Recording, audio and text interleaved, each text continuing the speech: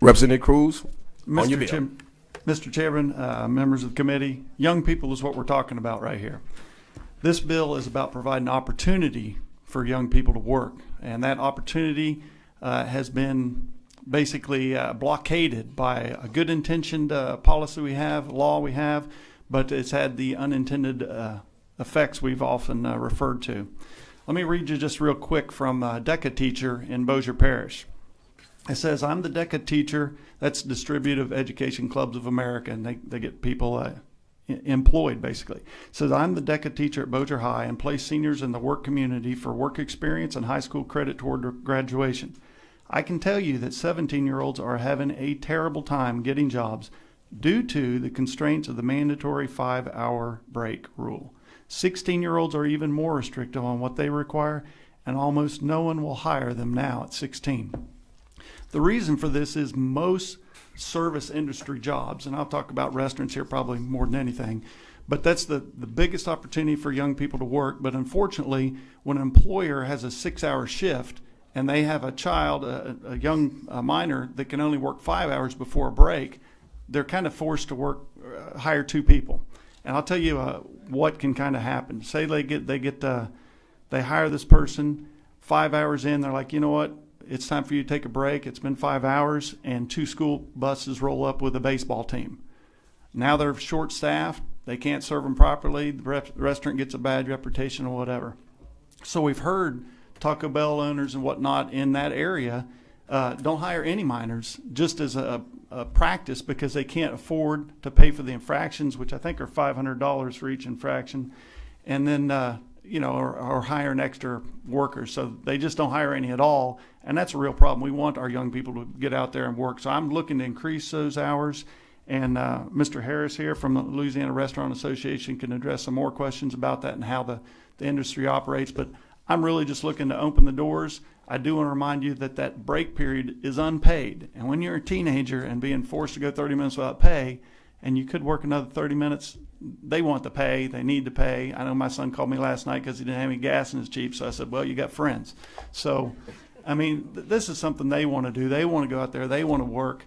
And one other thing, I have been cautioned, well, what about those employers that aren't friendly? They're not going to give breaks. They're going to just treat their employees poorly. This thing right here, this is an instant communicator to all their friends saying, don't work for this guy. He's a loser, he treats you poorly or whatever. So choose this other place. They treat you great, good hours. They give you breaks when you need them, whatever. So I think this made a big advance for what teenagers expect from us as employers and adults. So thanks for your consideration. Thank you, Representative Cruz. Sir? Mr. Chair, thank you. And members, I'm Stan Harris. I'm the president of the Louisiana Restaurant Association, and I'm appearing today in support of House Bill 64 by Representative Cruz. The Restaurant Association, through its Education Foundation, executes a program in high schools called ProStart. It's a 2-year curriculum that's part of, and this is going to be more confusing, the Jump Start program, which provides a pathway for high school students to go direct from high school to a successful career. It offers a 2-year training in both culinary and management tracks. Currently, we operate this in just under 60 high schools and serve over 1,500 students each year. Part of this program is the attainment of an industry-based credential. All of Jumpstart is based on industry-based credentials and the attainment of this. Ours is called the Certificate of Achievement. In addition to the classroom part of this, it requires 400 hours of industry work experience to attain the credential. One of the challenges that our students find, and we hear this from our ProStart teachers regularly, is that many of the doors are closed by restaurants and other employers because of this specific break rule and the other requirements necessary to employ minors. And while we have some exemptions that exist for student learners, this is one of the items that we hear most from our employers about. And what in conference with Representative Cruz, that's why they don't offer these particular jobs. There's also other challenges to employing minors here. You have to get work permits done. They have to be signed by the principal. There's a lot of things that are handed off to the school system that, in my view, should be part of the parents, but that's not part of this bill. Something as simple as exposure to being cited for a violation prevents many firms from seeking to hire minors, and they set their bar at 18. And we don't want to see minor workers in hazardous jobs. Nobody is promoting or purporting to do that. Our neighboring states don't have any similar break requirements or specific rules related to minor employment. And our belief is that there's a pride in doing work. And if you get people working in our state, young people, they'll stay here. And while our ProStart program is just one industry or pathway to a future job, removing this barrier could really encourage potential employers to rethink their approach to this. And we believe this might be a positive start in finding a solution for minors to work, whether it's a temporary job or becomes a pathway to a career. Obviously, we want those younger workers, and I say again, to work in appropriate jobs. And one thing we've learned, and I'll share with you a good statistic, it took us a while to get this information, but 35% of the McDonald's owner-operators in your community started as crew members. Building a strong base of entrepreneurs will only benefit our state and help grow its economy. I thank you for allowing me to speak today, Mr. Chair. Thank you, sir. Mr. Harris, real quickly, we passed the Jump Start a few years ago. So this has been a barrier. Many of the individuals who are participating with Jump Start are indicating that because of the break rule that it's been a challenge. It's why the employers won't hire them, and then it makes it a challenge for them to achieve the 400 hours of industry work. Okay. Have we had any stats on that as far as, is it located in the northern part of the state or just across all? Oh, sir, and I talk to employers and members on a regular basis, and this is something that many of them have just closed the door to. Okay. And some of our national chains just simply say, because of the way Louisiana treats this, we just won't hire anyone under 18. And you did indicate that neighboring states don't have such a bar. Yes, sir. Okay, thank you. Mr. Chairman, if I might add, when I first looked into this, I went to Mr. Harris here because I wanted some stats and information because people had come to me saying, we got this problem. We'd love to hire minors, but we just can't. It's economically unfeasible. But in researching that, you're always concerned about people misusing their opportunity. If we change this law. But right now, a teenager just can't go apply for work and go get work. They actually have to have their parent sign the form proving what the hours are going to be and all that. So the parent or guardian is involved in that. It's not just like the child is out there and on their own. So I just want to point that out. Okay, thank you. We do have a few questions. Representative Horton. Thank you, Mr. Chairman. Thank you, Representative Cruz and Mr. Harris, for being here. I had some parents call concerned. They still wanted to make sure that they were still involved and they approved. And would this be just an option where you remove the 5-hour barrier and then you make it optional for an employer to give them a break at whatever time they choose? And an employer can give a break whenever they want right now. And as a matter of fact, they do that now. If there's a slack time, they'll give them breaks. They were worried about this potential impact on their reputation when they come in there and the buses, like I said, show up and now they're short-staffed and they can't serve their people and they can't call them off a break either. So because now it's a mandate. That's right. And you want to make it to optional and make sure the parents are still included. Of course. Okay. Thank you so much. Thank you, Representative Horton. Representative Cox. I didn't know when I was growing up, they worked us 12 hours a day. So, I'm not going for 12. I understand. I mean, yesterday too. Yeah, but it really, I'm glad you said about the Jump Start because the Jump Start program is a very, very great program. And me and Gene Reynolds sat there. But anyway, making a long story short, is that I wish we had known this earlier so we could have fixed this because, anything that stops that program from operating is really not a great, it's bad. So having said that, how does this affect volunteers? And I know this is a little off, if I'm a volunteer, do I fall into the same category as a teenager? Because you got teenage volunteers. I don't think they're covered by the present law volunteering. I don't believe so either. So there's there's nothing that says anything about them. When you're a volunteer, I imagine you can walk off whenever you want. It's not going to impact No, your pay. but what I'm saying is, it's not about pay, but I'm just saying, is there any requirement around and known that a volunteer it can only work so long and then they have to take a break? Not that I'm aware of. Okay, thank you. When you were little, there weren't any restaurants. Thank you, Representative Cox. Representative Amity. Thank you, Mr. Chair. I see that this will allow for a shift on a given day to be longer than it is now. Correct. Do we have federal or state laws that limit the number of hours per work week for minors? There are. Is it 20 hours? I don't remember what that is. There are, to my knowledge, there's no requirement here. There are limits as to the total number of hours in a particular week, but it's not in a particular day as well. So when you're signing this particular work permit to do that, they are listing what those hours that they plan to employ them will be. This one restriction has been the one barrier that we found to getting people the opportunity to complete this certificate of achievement in our Jumpstart program. I don't know what the impact is in other Jumpstart curriculums. So I'm being very specific to restaurants. Okay, so you're being specific to restaurants. This bill doesn't change it just for restaurants. No, though. ma'am. This bill affects the state statute. Yes, ma'am. Okay, for employment of minors Yes, wherever. And that statute does limit the times of work or whatnot before school days and all that kind of stuff still in place. We're just trying to increase that period that Okay. they're available. All right, so the other limitations are still in place That's correct. Yes, elsewhere, ma'am. just not included in this particular bill. That's right. Okay, thank you. That's all, sir.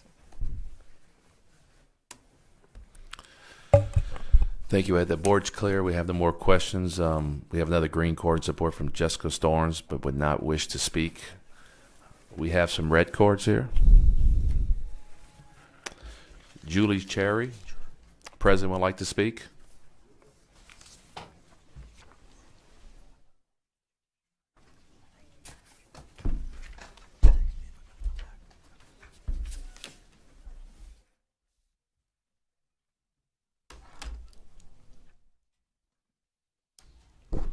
Thank you, Mr. Vice Chairman, members of the committee, for allowing me the opportunity to speak to you about this today.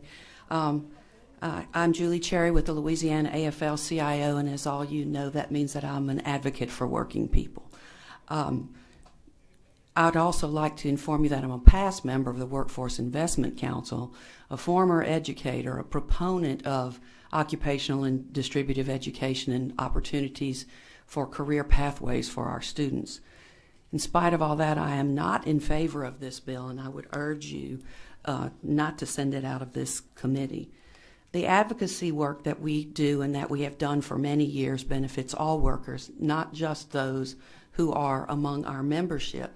As you know, I don't think I have to delineate to this committee what some of those things have been, but so that businesses can be competitive, some of the things that have been fought for among us, they trickle out into the workplace community. So although these students are not organized, we still think this is an important issue. We think it's an important public policy issue to protect the natural resources of our state, and that our children are the most precious of those natural resources. These laws are in place for a reason. I understand, with all due respect to Mr. Harris, I think the restaurant industry is a good industry to work in. It's highly skilled for those who get into those jobs, and I'm grateful that they have those opportunities. If this can be fixed without making it everybody, I would think that would be the way to go, and not this change the entire law. But if this is going to be the public policy of our state to protect our students, we're ahead of the curve. You heard we're the only state in this area that has these protections. This is a place Louisiana is already leading the way. And I want to ask you to keep us in that position. I'm not only a labor advocate, I'm a mother of 4 children, all of whom worked at some point during high school, 2 of those in the restaurant industry, and a grandmother. And I think this is a matter for our children. And a former teacher. Kids don't go to school for 8 hours without some kind of a break. There's reasons for that. They need time to recharge, whether it's their brains or their bodies. These are minors. It is up to us to make sure that we keep protections in the law for them. I think there might be another fix for Mr. Harris, and I understand and appreciate working opportunities for our students, but I don't think that's the way to fix this program, and I would urge you to defer this bill. Thank you. Thank you, Ms. Cherry. There are no questions. Representative Bagley has a question. Chairman, my question is, I heard your statement. I didn't understand why you're against this bill. Children should not be working 8 hours without a break.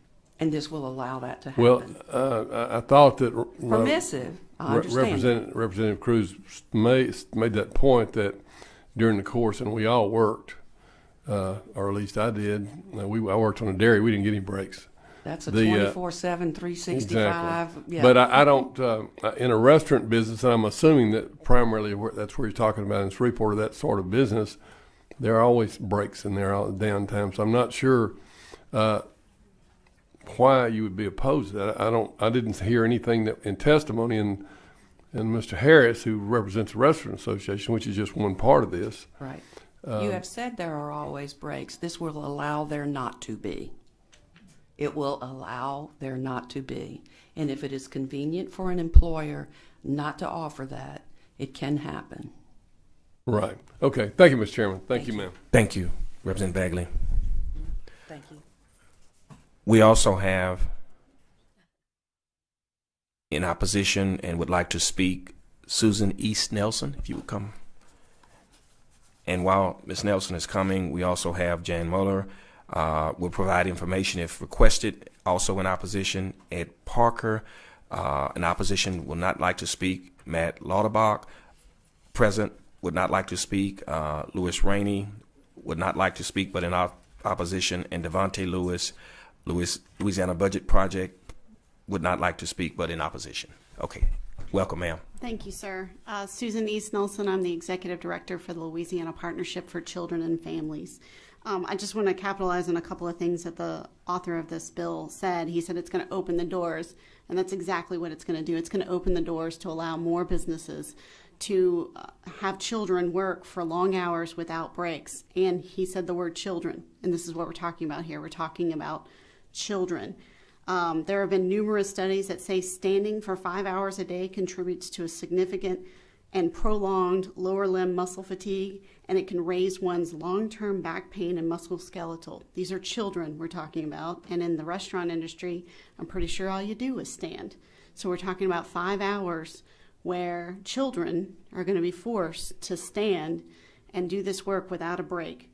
There was a recent study from the American Journal of Epidemiology that said the incidence of heart disease among those respondents who stand a lot at work was similar to the incidence of heart disease among workers who smoked or were obese.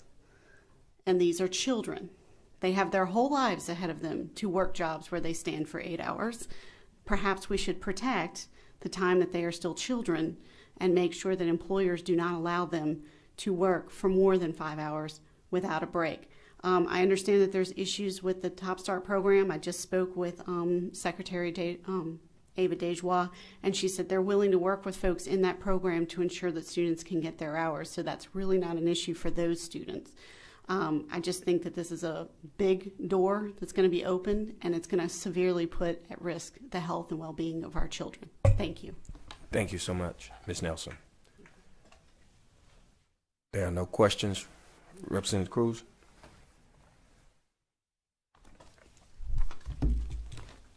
You may close on your bill. Thank you, Mr. Chairman. I just wanted to talk about a few of those things, protecting our natural resources.